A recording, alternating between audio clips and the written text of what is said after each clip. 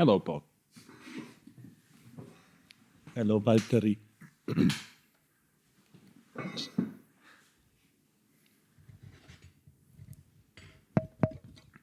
Hello, Valtteri. Hello. That's a very nice mic setup. And you got to start it with a...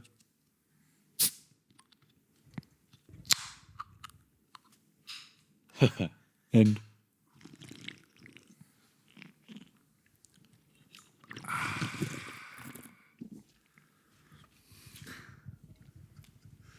How are you? It's a Coke, Diet Coke.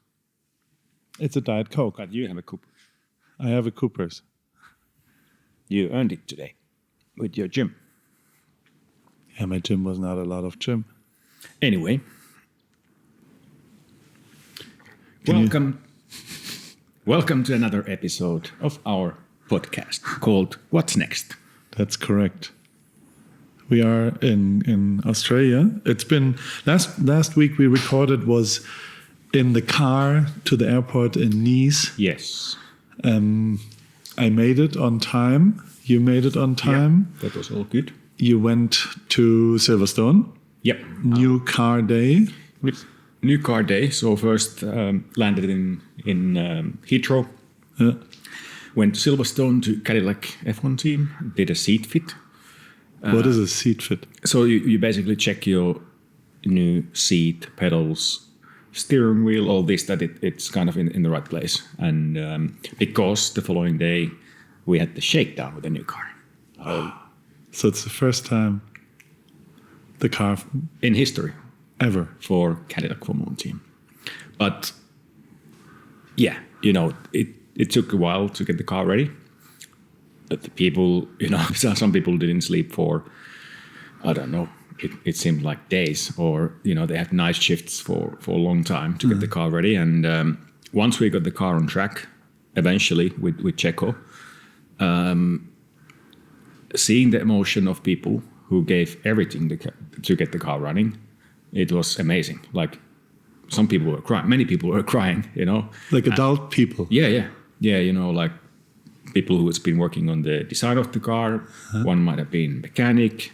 Obviously, the top people from Cadillac were there. So, did you cry? I didn't cry, but I felt emotional. Yeah? Yeah, like it was a beautiful moment. And again, confirmed to me that this year I'm in the right place. Okay. Did you get to drive it? No. Why not?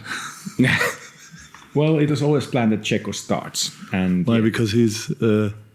we tossed a coin. Paris is before V. Bottas is before...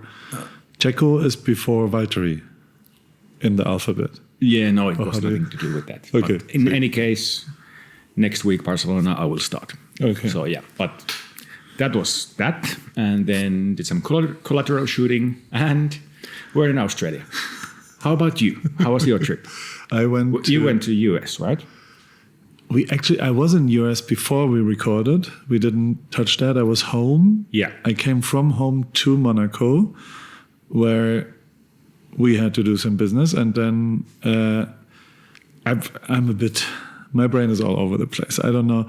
Like, I'm tracking everything with my little Whoop thing, and the one thing it tells you is consistent sleep is insanely important for your health and for your recovery and for how your body. Was your last week of consistent sleep? I think it's pretty hard to find more inconsistent sleep than my last 12 days. So the year already, it's January 21st now, I think, today. And I started it in Australia. I went to West Coast America, LA, where I live. Spent a week at home. That was amazing. That was great. I love Newport Beach. I love the whole...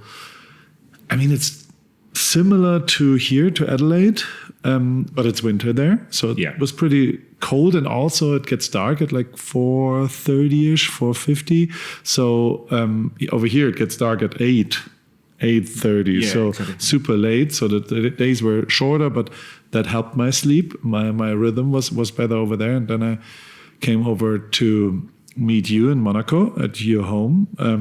We had a beautiful dinner. And from Monaco, I went to Boston to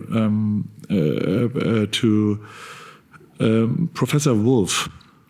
Your old Professor boss, Wolf. yeah, your old boss was teaching in Harvard. Harvard, yeah, okay. Business school, which is something I think it's interesting for you too. There's a woman called Anita.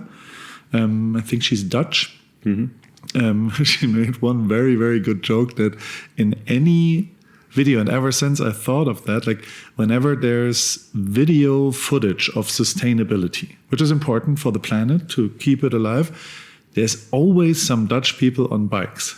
Like there's always one cut because it feels like riding a bike is the most sustainable short-term commute thing. And I think in Amsterdam, a lot of people do ride their bikes, obviously. Yeah. And you ride your bike also a lot. So I do. On the sustainable level, you're pretty good. And she teaches business. So her main thing is she teaches the business of sport, entertainment, and stuff like that. So she does like papers, and it's very interesting because she always. So the examples. I studied business myself, but I dropped out. I'm a college dropout, so I started studying business.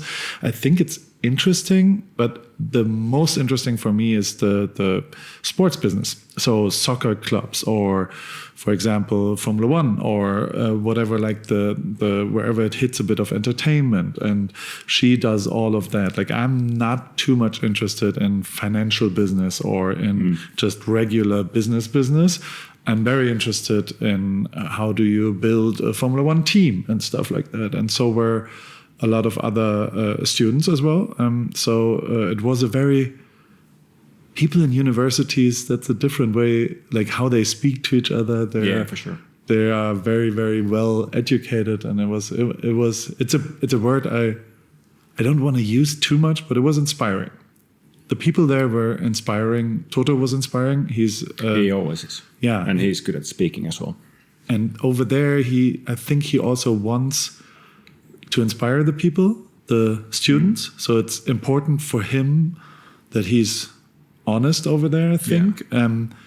And it's a very, very, very, very nice version of Toto that I get to listen to. Yeah, but the question is, why did you go there? Because I took some pictures. Okay. So you're a photographer. I was a photographer. But yeah, here and there. Cool. He wanted you to be there, yeah, to take some pictures and stuff. Cool. And then I flew back to Silverstone. Yeah. Because you had your first weekend. I had a couple of meetings there. Because there's Cadillac F1 at Silverstone, right? Yeah. And I think there's other Formula One teams there too, right? There's a couple. Yeah. It's called Motorsport Valley, right? For a reason. I would say so, yeah. And then I was at Brackley FC. Have you ever been to Brackley Town FC? Do you know what Brackley, you know? Of course I know. Of course I know. My good friend who also works with me, Paul Harris, he lives in Brackley. Yeah. Actually, usually when I'm in the UK, I stay at his place.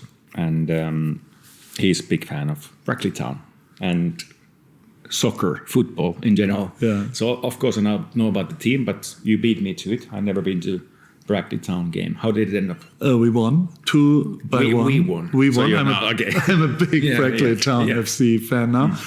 It was pretty sick. Like it was exactly what I've been to a lot of football games in the UK, in Liverpool, Manchester, like the big ones, and Chelsea and wherever. But what I never did was like a fifth league or like a lower league, just 600 people and like those, the charm of a retro and old world sort of, where people they're passionate about not high-end, well-paid soccer players. It's semi-professional soccer players, but the fans are passionate, right? Insane. Yeah, they got undressed very fast. Yeah, it was very cold, but still. Yeah, it's the big problem in Brackley Town FC is they went up a league because they were so good last year, and now they are in a league where they cannot drink beer while watching anymore. So you can only drink beer inside a room.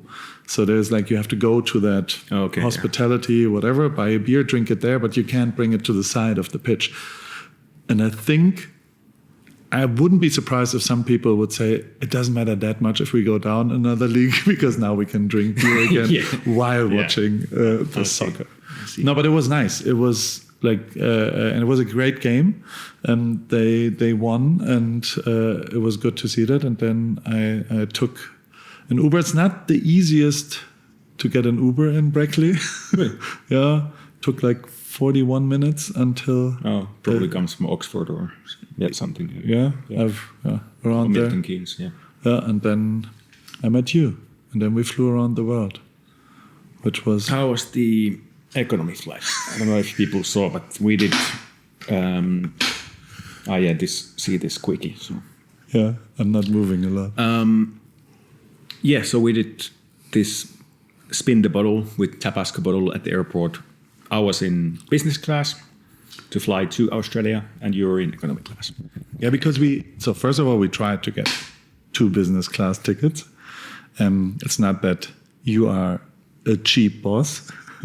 It is that the plane was full. So we couldn't buy it. So I thought like maybe at one place we can sort it out. We couldn't. We tried. It was So I tried to trick you into, and we did that in Mexico already. Yeah, which I lost. Yeah, you lost. You went to Echo. Yeah. It was only LA, Mexico, but it's still a 3-hour flight. So I hope I win again. I didn't. So I was in Echo. So that's a real story. A lot of people here, we meet a lot of people now. It's kind of interesting. People listen to the podcast. Yeah. They watch the YouTube. And people have been asking you, how was the Echo? Yeah. And everybody is like, is it real? It is real. I'm surprised people think we lie. Yeah. No, I took the risk because I think I love living on the edge. Yeah. I took the risk of, maybe for this trip, which makes a big difference on like 24 hours of traveling. So you have this excitement when you spin it, and it came to me just. So it was so close. I had a beautiful sleep, had a good sleep plan, slept the second flight, which then landed in the morning to Australia, and it was a long day, but I was pretty much full of energy. And was it like, what do they serve there? Like filet beef and a couple of wines? They have very nice wine list. And we had pasta or chicken. Oh, okay. I had beef brisket. It was like slow cooked. Actually, it was really nice. In a jus and with some vegetables. Yeah, exactly, and a candle and everything. Like not like real candle, but like kind of candle. So it was nice. Oh, I'm happy. Yeah, I'm happy you were happy. And could you sleep? Because like it's almost an own cabin, and you can lay down. I think you call somebody. I could sometimes see it in the front. I was in second row of economy, so I was close, but still far away. Yeah, so close but so far. It's a good airline actually, Qantas. Sorry, Qatar. And so you can close the door and you sleep whenever you want. And nice, must be nice. Yeah.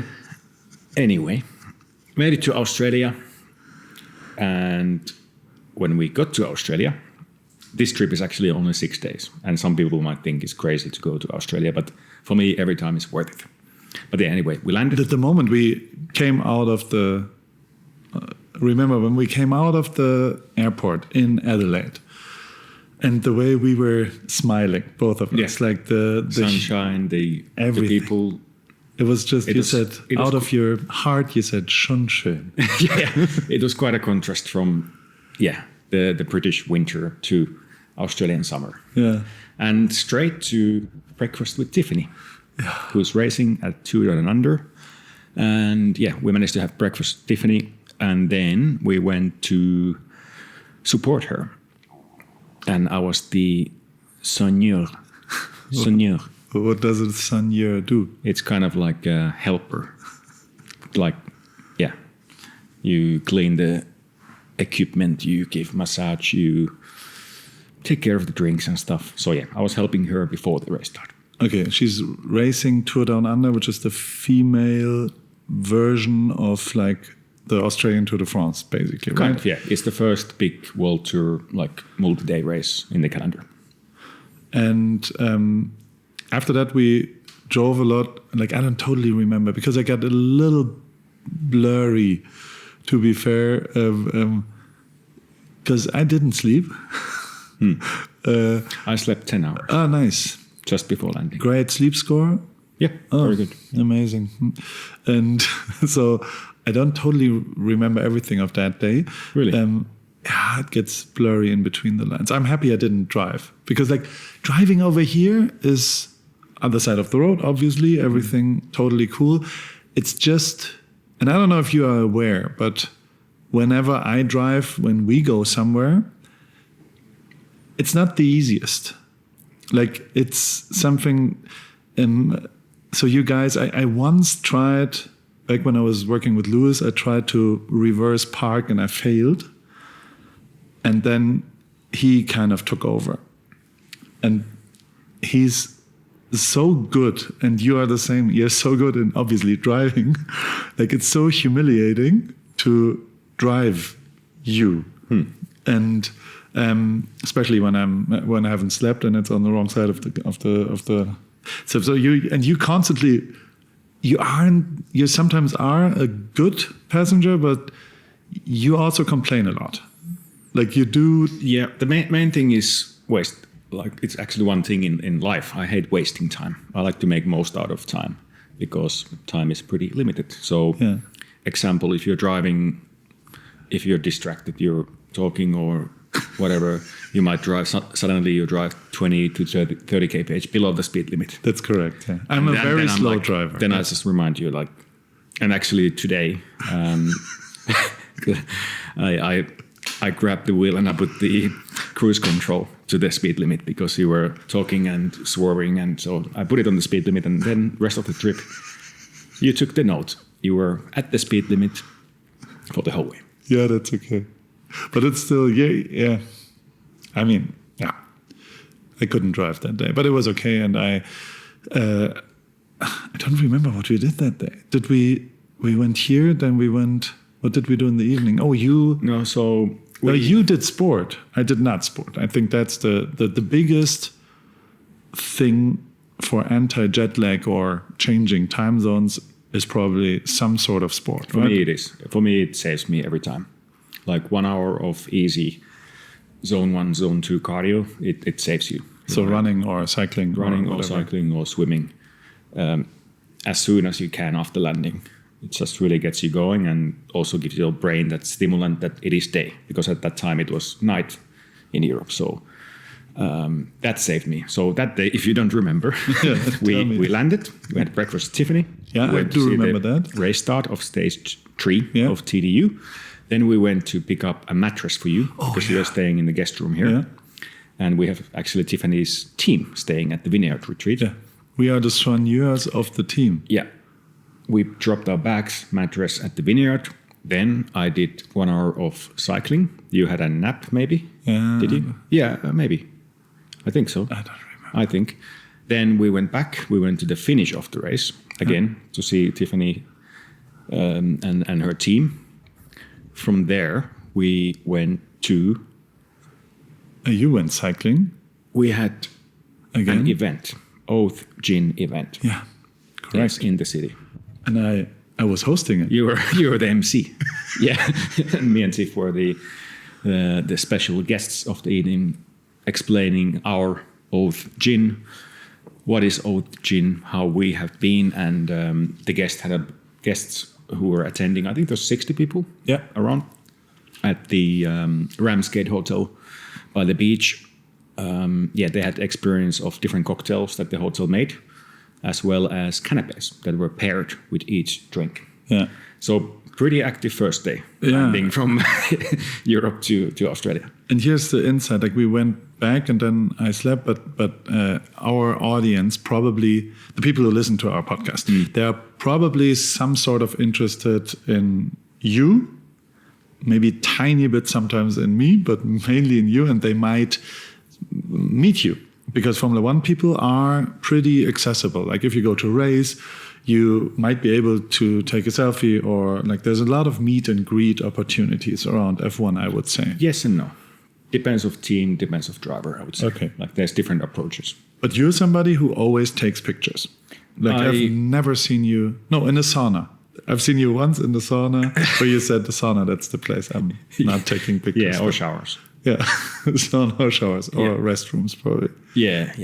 Toilet selfies, they're weird. Yeah, but I've been.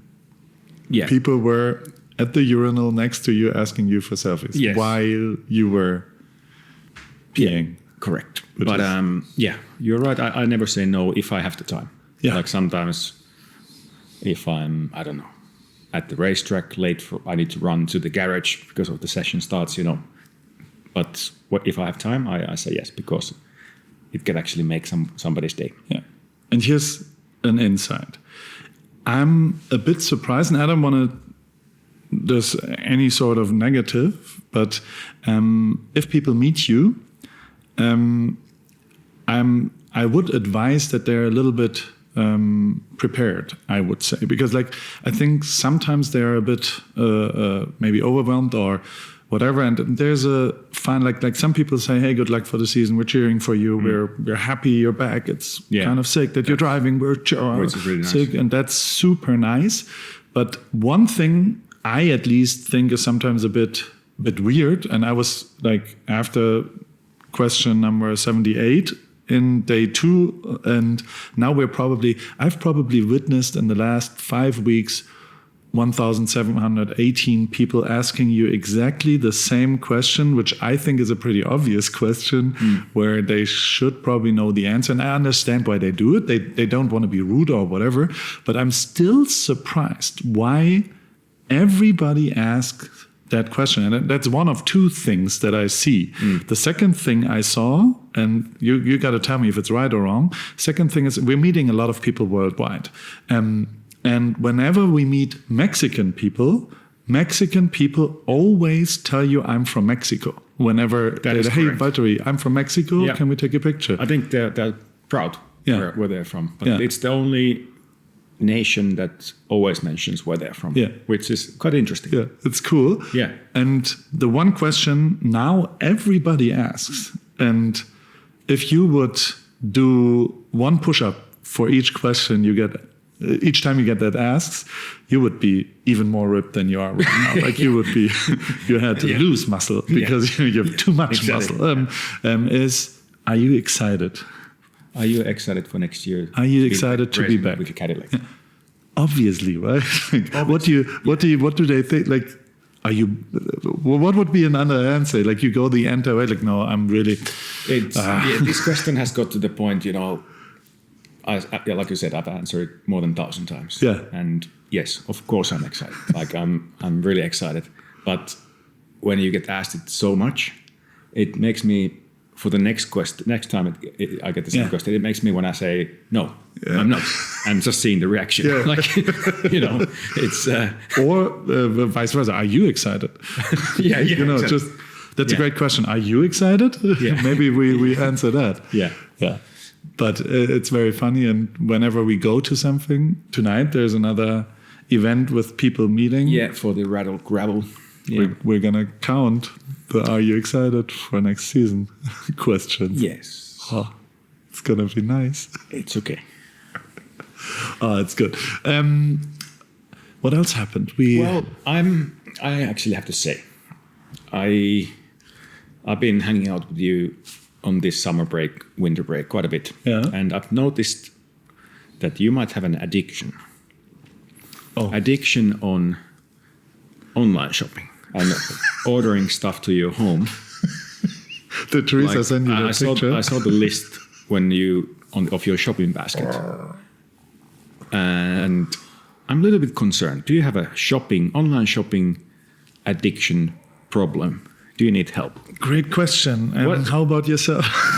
I don't. Yeah, you don't. What did you buy in the last few weeks online? I can't.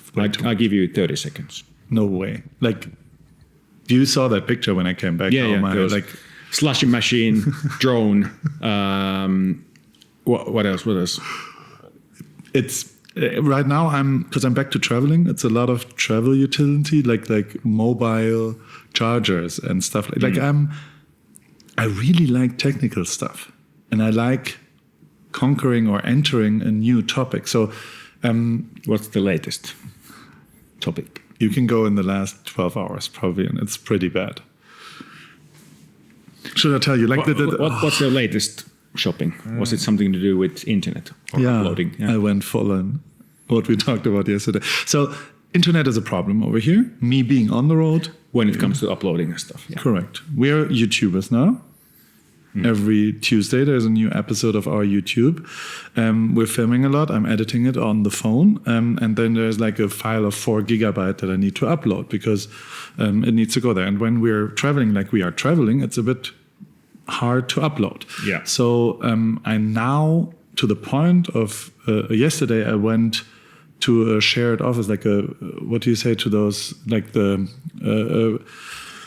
there's a word for it, where you share your workplace. WeWork was like the main thing. I don't know the name. Yeah, but you know what I mean? Like, like you go there and work. Yeah. And I was one of those. And they had great internet. But then, once I had great internet, I tried to find a solution. I think it started with Qatar Airways, where me sitting in economy, I probably had... No, I can for sure say that the internet in the plane of Qatar Airways was 10 times faster than in your house here. Really? Yeah. By the way, it's been getting upgraded. Yeah, but not now. Not yet. Yeah. Next time. I hope. And so, and I looked it up, and it's Starlink. Yeah. Qatar Airways, amazing. It's insane. Yeah, it's crazy. Like I'm at the point. Like I was streaming stuff and I might book a flight just to work. And back in the days, I've had that when one of the first things I ever bought in my life, I was 19 years old and I lived in Heidelberg, which I still have to show you. You have not been to, have you been to one of the barbecues? No, I've been to Heidelberg. Okay. Not with you. Okay. So I show you my hometown with everything included. And I studied in Hamburg, which is like 5-hour train ride. And in Germany, we have great trains. So I bought a flat rate train ticket to go back and forth because I studied and did civil service in Germany. You had to go to army or civil service back in the days.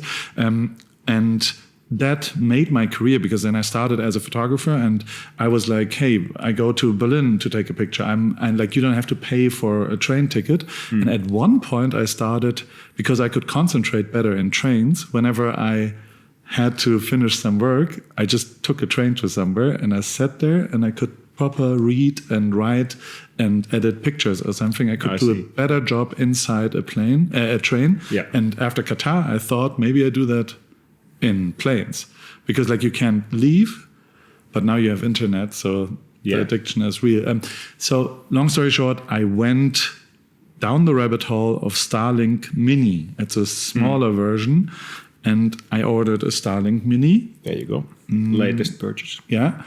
But not only did I order a Starlink Mini, I ordered 3 or 4 different batteries you can attach to it. I ordered solar panels. I ordered a solar panel adapter. Yeah. I ordered 4 tripods so I can set it up because it needs to see the satellites out there. I ordered a bumper for outside. I ordered a roof rack mount. I ordered a bag for it so I can travel with it. And I ordered different cable solution so I can charge it with a power bank as well as other stuff. Okay, and so when you go back home, you have another 10 boxes waiting for you. Probably more, 42. 42. Yeah. There we go. It's an addiction. Yeah, okay. Let me know when you need help. I can help you. But seriously, like right now I have the money to afford that. So but do you have time to use all of the stuff? Do you use everything that you order? No. And I'm also not great in returning things. Does your wife return them? No, I have a lot of stuff. Can you sell stuff? Yeah, at one point, eBay. Yeah. We're selling a lot of camera equipment right now because I'm not a live streamer anymore. But I mean, is everybody addicted? Is it less or more? I mean, you clearly are addicted to cycling and Strava. I mean, you could say so. Yeah, I feel like if it's not on Strava, it never happened. Yeah. So and cycling, you're right. It's something that I need, kind of, bit of me time, bit of time in the nature, and keeps me fit. It has a better impact than online shopping, I have to admit. Yeah, once you have your bike, you're not really spending money. You know. So But don't you? So you never like to change things, like you don't like a new saddle or a new little screw or a bag. sometimes, but very rarely. And you know, I'm lucky that I'm working with Canyon bikes and SRAM components and so on. So like, There's a new partner in your life. There's a new partner. It's not signed yet. So maybe Tomorrow we in the next sign it. episode we will talk about that. But and yeah, we've explained what we did in the first couple of days or the first day. But now we have still a few days left in Australia, and in the next episode we're gonna talk about what happened. What did we do? I'm a bit afraid. Why? I mean, should I do rattle gravel? Should I not? Should I? It's completely up to you. It is forever, but it's been a while that you rode your bike. So Should I run? you could run the short course. Okay. It's like 30K. Oh, that's and then it's like 5.5 hours. And, Yeah. and I'm coming in when everybody else is gone already. Let's see. No stress. But yeah, it's exciting few days ahead. I'm looking forward to it. It's going to be very, very nice. And addiction-wise, I mean, you are probably right that I need to change it. I tried it. Like, I closed my Amazon account for 3 months last year. Yeah, I was not allowed to buy a single thing. Were you anxious? Yeah. And it also it makes me very happy to... When you press buy. Yeah, I grew up in a city with a lot of American soldiers. So capitalism and buying stuff was a big thing in my youth. And I as a kid and a young adult, and then like I went a lot to electricity stores, to TV stores like MediaMarkt, like Saturn, like MediaMarkt, I remember. Yeah, and I went there and I imagined how must it feel if you could buy whatever you want. Like that was for me, and now it's a bit like that. Like I see, and you make the most out of it. Yeah, and I use it also. Like I'm doing this for the people out there, so we can upload YouTube videos, and so it's a bit justifying your. Yeah. For me, like, yeah, I think I don't have this addiction because I get lots of free stuff. You know, in my position, like almost every Grand Prix or some events, there's always gifts and stuff, and I have quite a bit of stuff. And like Tiffany complains, I'm the most difficult person to buy Christmas present or birthday present because same for me. But yeah, I haven't bought really much lately. So yeah. Did you look up how many places you've been? 2-3 episodes ago, we wanted to find that out. You know the app? No, I didn't. Next time. Next episode. Yeah. Anyway, we gotta go actually. Yeah, we gotta go. We have to go to an event. And we talk about all that next time. Correct. Yes. Bye-bye. Bye-bye. Thank you.